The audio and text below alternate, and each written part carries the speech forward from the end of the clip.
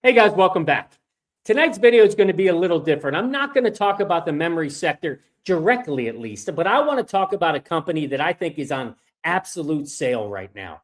It is a critically important company. It is a market leader across chip and package manufacturing. In fact, every single high bandwidth memory company needs this company.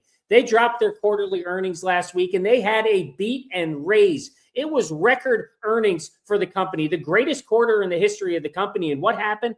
They dropped by 5% the very next day. So the company I'm talking about is Applied Materials, a critically important company for the AI infrastructure build out. And honestly, their earnings and the reaction to their earnings was probably one of the strangest ones that we've seen in this earnings season so far, because Applied Materials, they reported record revenue, record earnings, record operating income, record operating cash flows, and management raised its expectation for the semiconductor business and guided to another major sequential increase in revenue next quarter. And they even told investors that the demand visibility they're seeing right now is so strong and gives them so much confidence that they feel they'll have another strong growth year in 2027.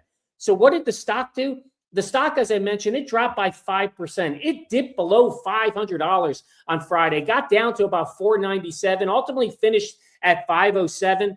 But guys, based on all the demand and the importance of this company in the market, what we're seeing from price targets and analysts, the outlook for the company, I think it is on sale right now. And that's the case I want to walk through with each and every one of you on the video today. I want to talk about why the stock dropped after their earnings, after they delivered an outstanding beat and raise in the quarter.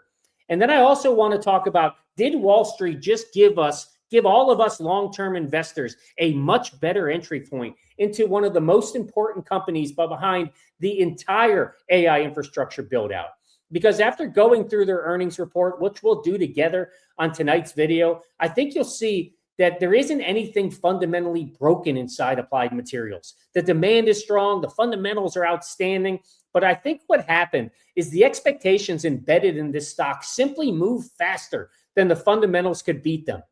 And that distinction is enormous, and it matters for us as investors. So let's go through the case, and at the end of the video, you could share a comment with me, and if you tell me if you think that this stock right now is undervalued and is at an outstanding entry point and has potential to grow exponentially from here. So let's jump into the video. But if you haven't done it already, make sure you hit like, make sure you subscribe to the channel. All right, let's start off with a couple of articles that I think will set the stage for why Applied Materials and why the semiconductor equipment business is just so critically important right now.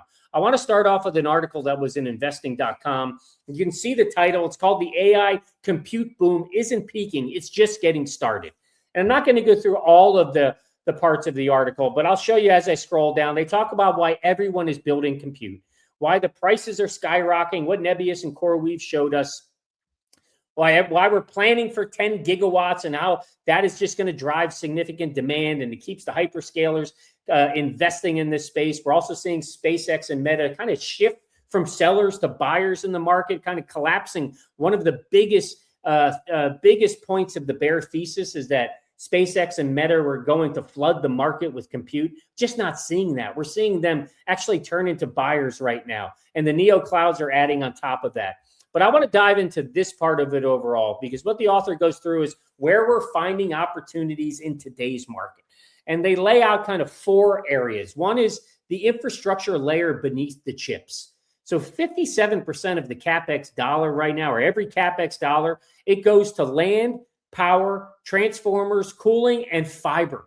And those are the kind of the longest lead time and quietest pricing power right now in the build out. The second one is where Applied Materials and their competitors come in, or their peers, let's say, in KLA, ASML, as well as Lam Research. So what the author is saying is that optics and semiconductor equipment, or they're called semicap, they're calling that out as the 2027 rotation for capital. It's the same setup as repriced memory.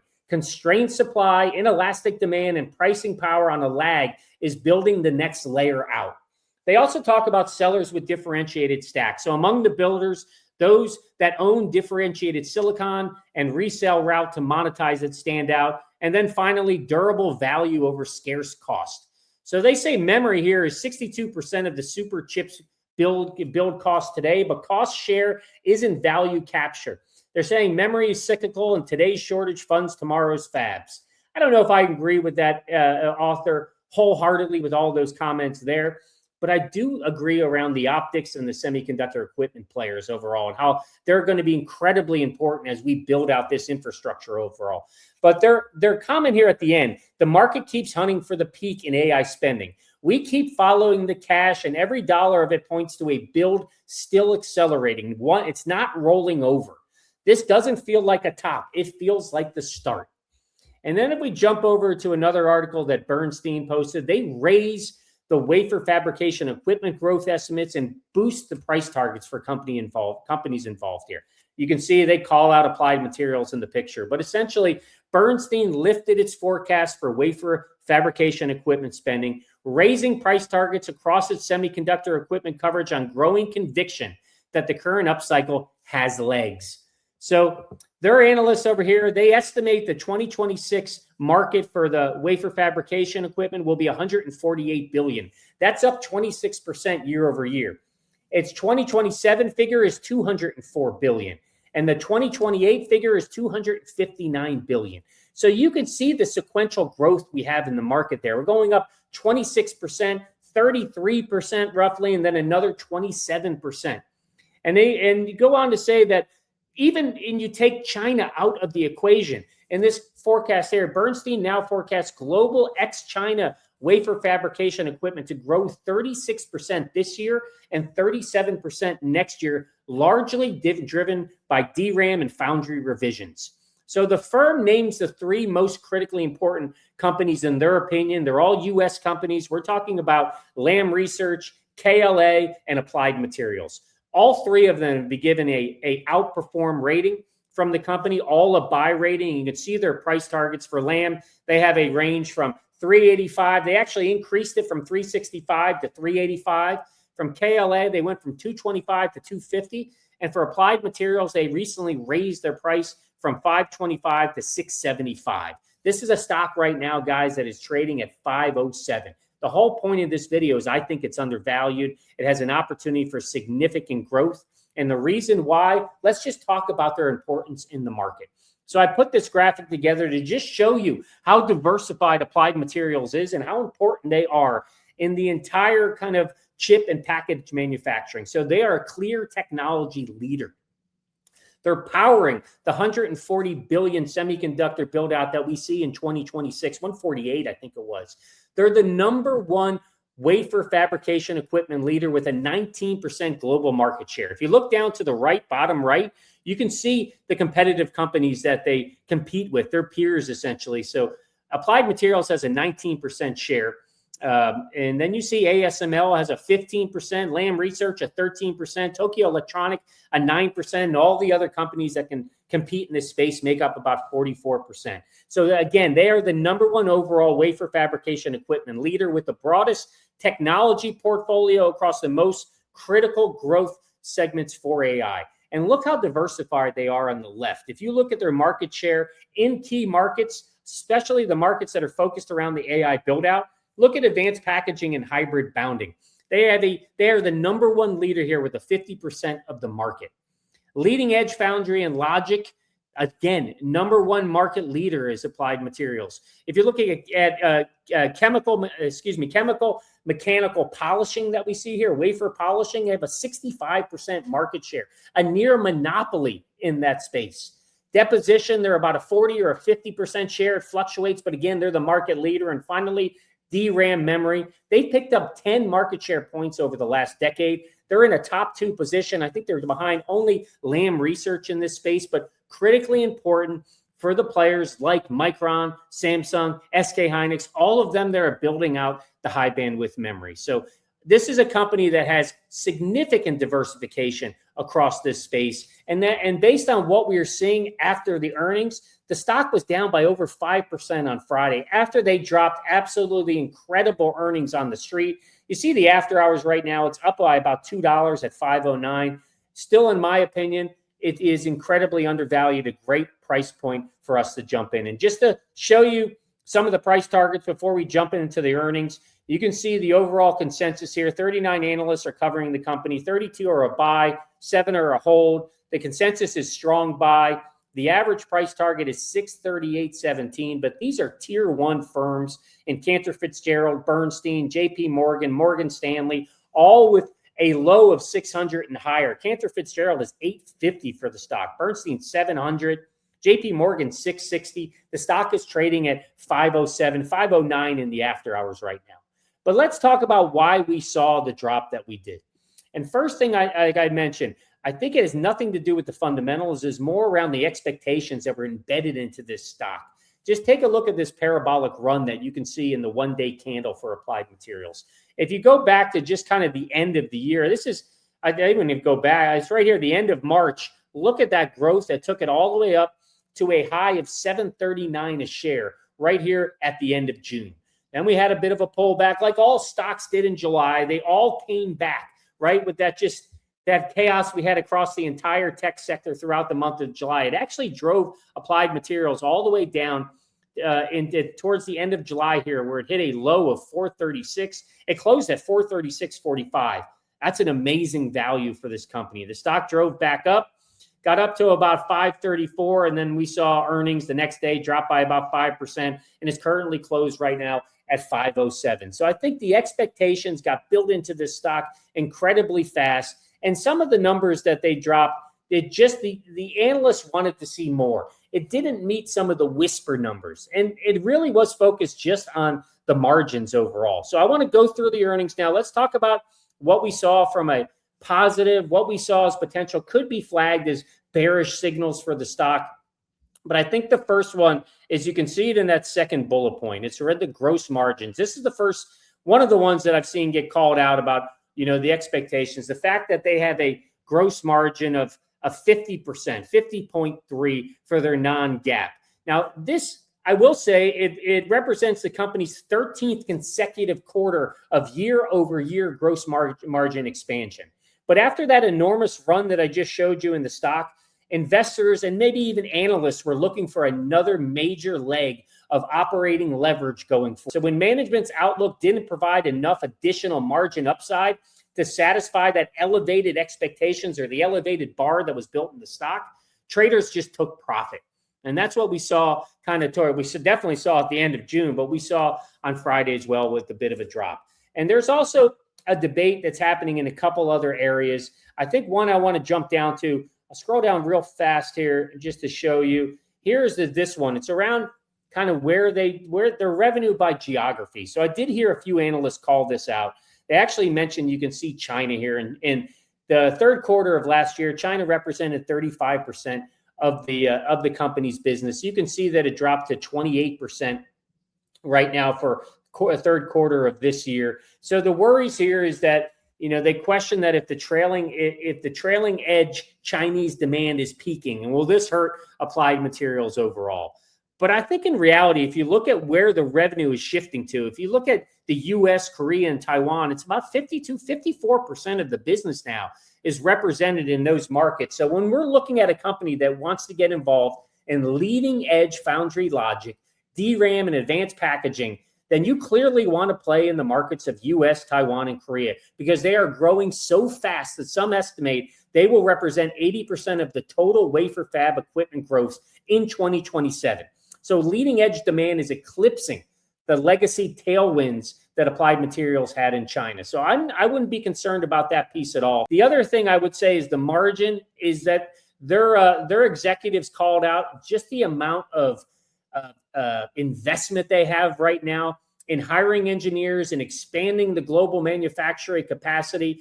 They need to do that to meet customers' demands that are extending out to 2030. So clearly the Wall Street analysts, they hated seeing temporary operational expenses rise before the revenue hits the books. But the reality is that the demand isn't fading for Applied Materials, and they need to spend the capital to unlock the massive returns that are set up for them in 2027 and 28 based on what we're seeing, what Bernstein says, and what the demand is in the market. So those things for me, guys, are not a concern. I'm not worried about the margins. I'm not worried about the business shifting from the different geographies outside of China. I am more focused on some of the positives that we saw in the report. If we go through some of the comments from their CEO, I think he mentioned, if you just look in the fourth paragraph here, that Applied Materials delivered another record-breaking quarter, including the highest sequential revenue growth in the company's history. As the rapid global adoption of AI drives unprecedented demand for our materials, for our material engineering solutions, we are further raising our semiconductor systems revenue. They're raising those expectations for this calendar year, 2026. And we are confident that we'll grow faster than the market this year. That is a strong signal for them. It also is a great signal for the memory players overall. The fact that they are raising their semiconductor system revenue expectations this year overall. And they're basing that on the increased demand visibility we're receiving from our customers. And we expect another strong growth year for Applied Materials in 2027. As I mentioned earlier, and you look in the last paragraph here, it's the 13th consecutive quarter of year-over-year gross margins expansion, demonstrating an increased value we create by enabling better chip systems and fab returns. If we dive into some of the earnings here, some of the results, you can see revenue reached an all-time record of $9.12 billion, increasing 25% year over year. But earnings grew dramatically faster. Non-GAAP earnings per share reached $3.50, increasing 41% year over year. Think about that relationship for a second. Revenue increased 25% while earnings increased 41%. That's operating leverage. That is significant performance and great execution for the company. And if I jump down further, you can see, if I scroll down, taking a look at where their business right here, looking at the third quarter kind of semiconductor system business, you can clearly see that the company has increased from roughly $5.56 billion last year to over $7 billion this quarter this year. That's an increase of 27%. But take a look at the operating income right below that, because it increased approximately from $1.84 billion to $2.66 billion. That's roughly 45% growth in operating income on 27% revenue growth. And as a result, the Semiconductor Systems non-GAAP operating margin expanded from 33.2% to 38%. And then we get to cash flow. Let me scroll that all the way down. It's an important piece of the puzzle for them. It's all the way tucked here at the bottom. But you can see when you take a look at their cash flow, they generated a record just over $3 billion, $3.04 billion of operating cash flow during the quarter, and approximately $2.33 billion of free cash flow.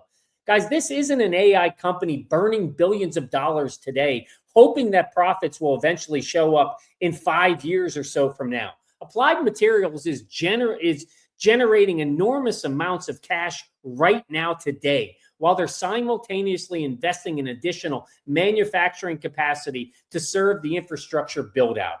And there's one more number that I have to call out because I think it's even more important. And let me scroll back up. Sorry if I'm going too quick, but I want to get to their guidance for next quarter. And I think it's at the top of, it's right here, right in the next top. So you can see right in that blue line, total revenue. Applied Materials, just to remind you, they reported $9.12 billion of quarterly revenue. It was a record-breaking quarter for the company, and that included the highest sequential revenue growth that the company has ever seen in their history. Normally, after a quarter like that, you might expect the growth to start to normalize for the company, but not in the world that we live in now, and especially not with these companies that are involved in the AI infrastructure build-out.